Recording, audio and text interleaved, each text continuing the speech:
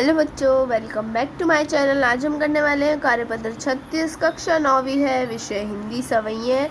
आज हम पढ़ेंगे और तिथि है 1 अक्टूबर। प्यारे बच्चों, पिछले कार्यपत्र में आपने कृष्ण भक्त रसखान सैयद इब्राहिम रचित कुछ सवैयों पर चर्चा की। आइए आज के कार्यपत्र के माध्यम से कृष्ण भक्त रसखान सैयद इब्राहिम रचित अन्य सवैयों पर चर्चा करते हैं। चलिए तो पढ़ते हैं। यहाँ पर हमें दिया है, मोर पखा सिर ऊपर राखी हो, कुंज की माल गेर पर ही रोगी, ओढ़ी पीतम्बर ले लकूटी, मन गोधन गवरियाँ संग फिरोगी, भाव तो वो ही मेरो रसखानी, सो तेरे कहे सब स्वाग करोगी, या मुरलीधर की अर्धरान धरी अर्धरा न धरोगी। उसके बाद, कानिंदे अंगोरी रहीनी जब ही, मुरली धनुई मंद वजेहे, मोहिनी तानन सो रस खानी, अटा चढ़ी गोधन गहे तो गेहे, टोरी कहो सिगरे ब्रज लोगनी, काल्ही कोहू कितनो समझो है, मायरीवा मुख की मुस्कानी, समराही न जेहे न जेहे न जेहे। इसके कुछ अपरिचित जो शब्द हैं वो हम पढ़ लेते हैं।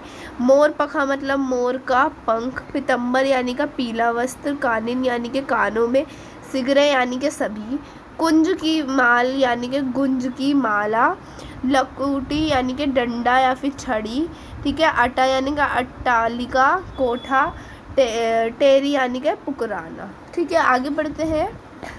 आगे हमें इसके भावार्थ दिया है, चलिए पढ़ लेते हैं।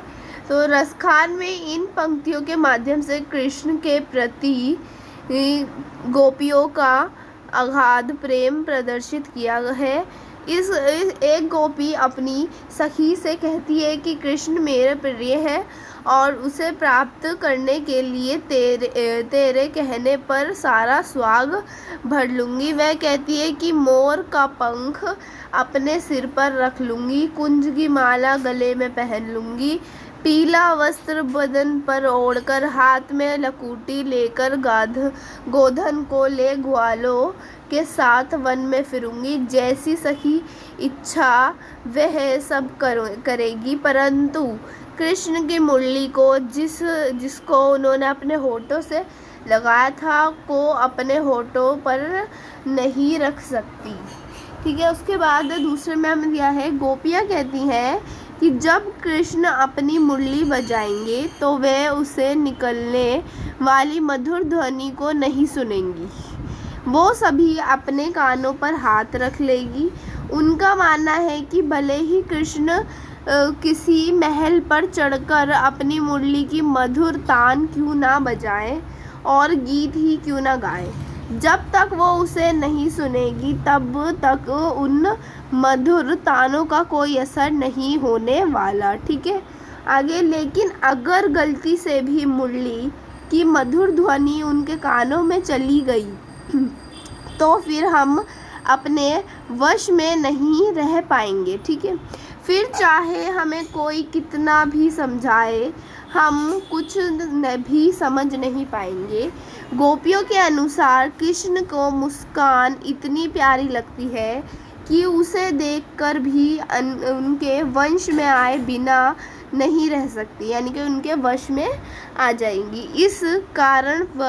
इस वजह से गोपियाँ कह रही हैं कि कृष्ण के मोहक मुख देखकर उनसे खुद को बिल्कुल भी संभाला नहीं जाएगा।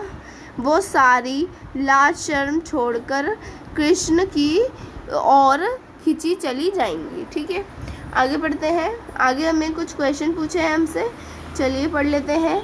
आशा है आपने इन सवैयों के भावार्थ को समझ लिया होगा। आइए इन्हीं पर आधारित कुछ प्रश्नों के उत्तर खोजते और लिखते हैं।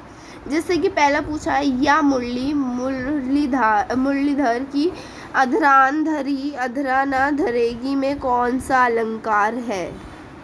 अनुप्रास अलंकार, यमक, श्लेष, इनमें से कोई नहीं। तो इसमें हमारा उत्तर होगा अनुप्रास अलंकार। ठीक है, निम्न में से वन शब्द का पर्यायवाची शब्द नहीं है। इनमें से कौन सा पर्यायवाची शब्द नहीं है? तो अरण्य, वो भी इसका पर्यायवाची है। विहग, विपिन भी इसका पर्यायवाची है, और कानन भी। तो आंसर हो जाएगा खा, विहग। विहग इसका वन का पर्यायवाची नहीं है। ठीक है। गोपियाँ कृष्ण की कौन सी चीज़ नहीं धारण करना चाहती? मोरपंख भी वो धारण करने को कह रही थी, पीताम्बर, पीले वस्त्र भी, और कुंज की माला भी। बांसुरी, बांसुरी को वो नहीं धारण करना चाहती थी। ठीक है। उसके बाद गोपियाँ कृष्ण की कौन सी चीज़ पर निछावर हुए बिना नहीं रह पाती और क्यों? तो यहाँ से हम इसमें उत्तर लिखेंगे कि अगर गलती से भी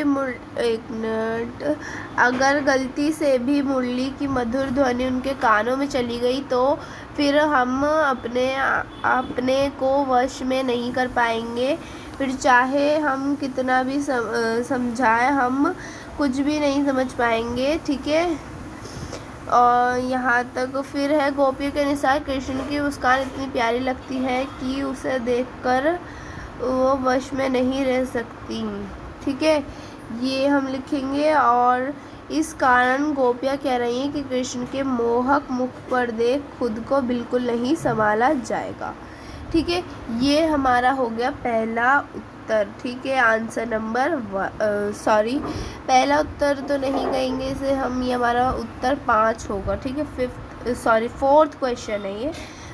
उसके बाद फिफ्थ में हमसे पूछा है, अधरान धरी अधरा न धरेगी पंक्ति से क्या तात्पर्य है? ये रहा तो हमारा उत्तर। हम लिखेंगे भाव संधरे। हम लिख रहे हैं, गोपी अपनी सखी से कहने पर कृष्ण के समान वस्त्र भूषण तो धारण कर लेंगी, परंतु कृष्ण की मुरली को अंधरों पर नहीं रखेगी। उसके अनुसार ये मुरली सौत की तरह प्रतीत होती है, अतः वह सौत रूपी मुरली को अपने होठों से नहीं लगाना चाहती। ठीक है, ये हो गया हमारा उत्तर नंबर 5। ठीक है बच्चों, यही थी हमारे आज के वर्कशीट। आपको मेरी वीडियो पसंद आए तो प्लीज़ लाइक कीजिएगा, चैनल को सब्सक्राइब कीजिएगा। Thanks for watching my video.